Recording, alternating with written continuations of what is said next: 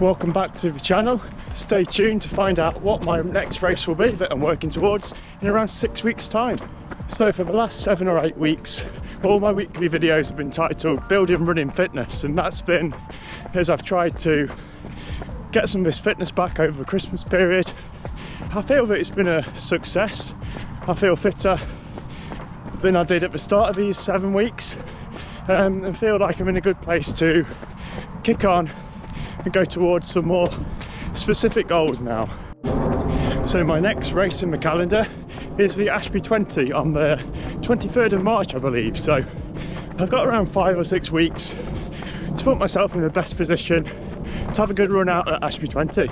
So I've ran the Ashby 20 4 times in the past. So I first ran it in 2019 when I'd not run a sub-3 marathon. This was just before then. So I ran that in around 2:17, which was 3-hour pace if it had extended to a marathon. We then had the break for COVID, so I didn't run it in 2020. I don't think I did it in 2021, but I ran it in 2022 and 2023, and I've knocked a little bit of time off each year. So I think I perhaps did a 2:15 on one year and then did a 2:13, and that was just before my marathon PB of 2:53, about a month after in 2023. I also raced the Ashby 20 in 2024 last year. Well, I say race very loosely. I was quite unfit at the time and hadn't really done a lot of training, and it was used as a long run just to try and get to 20 miles really before London, and I did that in about 2 hours 30. So with that context being added for my times, what's a good goal target for me to go at? And what I'm thinking, my slowest is 2:30, my fastest is 2:13. I probably would be quite disappointed if I got over 2:20 in Ashby 20. That's like 7-minute mile pace. I think I should be able to achieve, as I did achieve that running the marathons that I've done in the past 6 months. So I really think 2:20 would be a minimum target, but I think it's quite optimistic to try and get PB at 2:13. But we've still got 5 to 6 weeks. I could get a lot fitter in that time, and I do think that I've got the potential to go beyond that 2:13 when I'm a bit fitter with a bit more training in there. So that brings us nicely on to this week's training. So again, it's been after a good week last week. Really proud of that 68 miles, a couple of good sessions, just getting over the illness. I feel it's been another frustrating one this week, and I'm going to explain why. So I took Monday off as I'd raced on Sunday. My body was feeling a little bit tired. I tend to aim to run every day, even if it's just easy, but I will listen to my body and take a rest day where needed. And I didn't like doing this on a Monday because it just threw my momentum off for the rest of the week, but I did have a track session then on Tuesday, and throughout Tuesday's track session I felt quite good to start with. Felt like the paces were coming down from the previous week that I'd done a track session, from going and running 6-minute mile pace for 400 meters.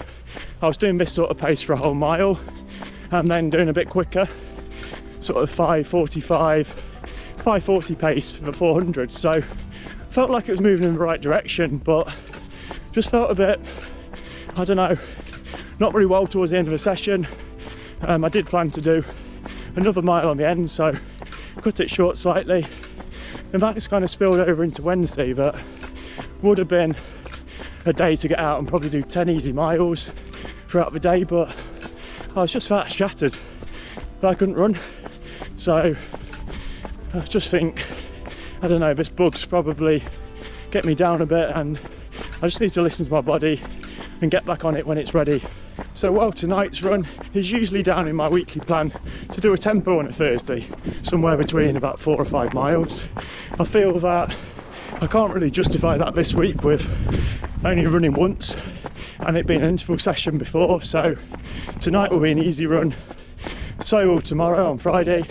I'll be doing some easy miling tomorrow, and I'm going to try and use my part run on Saturday as a 3-mile tempo. on these trails here at Conkers. And to wrap up the week, I'd love to finish the week with a 20-mile run on Sunday, so this will be at an easier pace, probably over 7:30s, and yeah, I just want to try and get up to the distance if I can, but I'm hoping that I feel a bit better. I do feel better on tonight's run, hoping I feel even better by Friday, Saturday, and can do this run on Sunday. In terms of how my training is going to differ for Ashby 20, I don't envisage it differing too much from what I tend to do, which is that a lot of easy miling in the week, 2 sessions and a long run at the weekend, so that's the aim. It will just change slightly depending on what my focus is, so say if I'm trying to target a 5k in the next 4 to 6 weeks, the focus within my sessions would be on shorter distances, would be on sort of 400 meters to a k, which is like what I'm doing on my track sessions at the moment. But if I was shifting towards more of a marathon, I might be doing more k to mile reps on my shorter interval session. So checking in again on Sunday, and to be quite honest, rounding up the week, it's been quite a frustrating week again. I seem to have a good week and then it drops off again, and I can't keep that consistency because of how my body is feeling at the moment, dealing with this virus, this illness that I've got. I don't seem to have managed to shake it off. So going from my last check-in was on Thursday evening. I did a 10-mile run on Thursday evening, and I felt that I was starting to feel a bit better on Thursday. I thought this was a turning point really, and I could get to the rest of my running week. So I was always going to run easy on Friday, so I did a short 4 miles on Friday morning. Then the plan was to do park run on Saturday. So I usually like doing my 3 miles to park run I can either do as a tempo or an easy run, and then 3 miles back. So it comes to about 9.5 to 10 miles in total, which I think is quite good for me on a Saturday, and then I'll usually do a long run on a Sunday. So I didn't feel up to going to park run when I woke up. I just felt really fatigued. Didn't feel like I was probably going to manage that 9 to 10 miles. I thought maybe later on in the day I might feel a bit better and go out for a run, but that wasn't the case. I still didn't feel that great. So I wasn't confident going into Sunday's run of getting a decent long run in. So I got 2 options on this long run. There was a 20-mile loop, but I could also cut it short to about 14 miles, which I thought I should be able to manage 14 miles at an easier pace.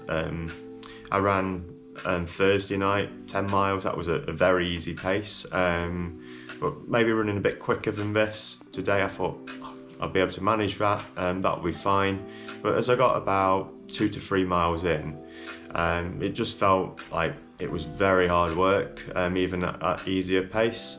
I was overheating a bit, I was drenched in sweat, and it was 2 degrees outside. I shouldn't have been feeling that way running at that sort of intensity. So I checked back and my heart rate was a little bit higher at that point where I turned round. It was getting up for 160, which is getting on for like a sort of race pace heart rate for me. So yeah, it was a tough one. I decided that I'd turn round, call it a day, and live to fight another day, I guess. So it wouldn't put me back on my run on Monday. So I knew that if I carried on, maybe tried to push on to 14 miles, that it would probably rope me off for the rest of the day how I'm feeling at the moment, and I might have struggled to get my run in on Monday next week, and it impacted into that. So all in all this week I've had 4 runs, the longest of which was a 10-mile run midweek on Thursday. I did attempt the session, so I'm proud that I did get the effort and did have the intention to go out and do the session, but it's just unfortunate that I wasn't feeling that good, and then it's impacted further into my week. So I'm really going to have to change my approach at the moment. So I'm going to have to tone it down a bit and do a bit of easier running until I feel a bit better. So that's going to be the case next week. I'm just going to try and get out little and often, hope that this illness shakes off and that I can get back to sessioning when I feel a bit better and get back to a bit more of a normal routine. So it's a bit of a frustrating start to Ashby 20 training, week 1, but we still have about 5 weeks after this, and I'll see what I can do to get in good shape for Ashby 20.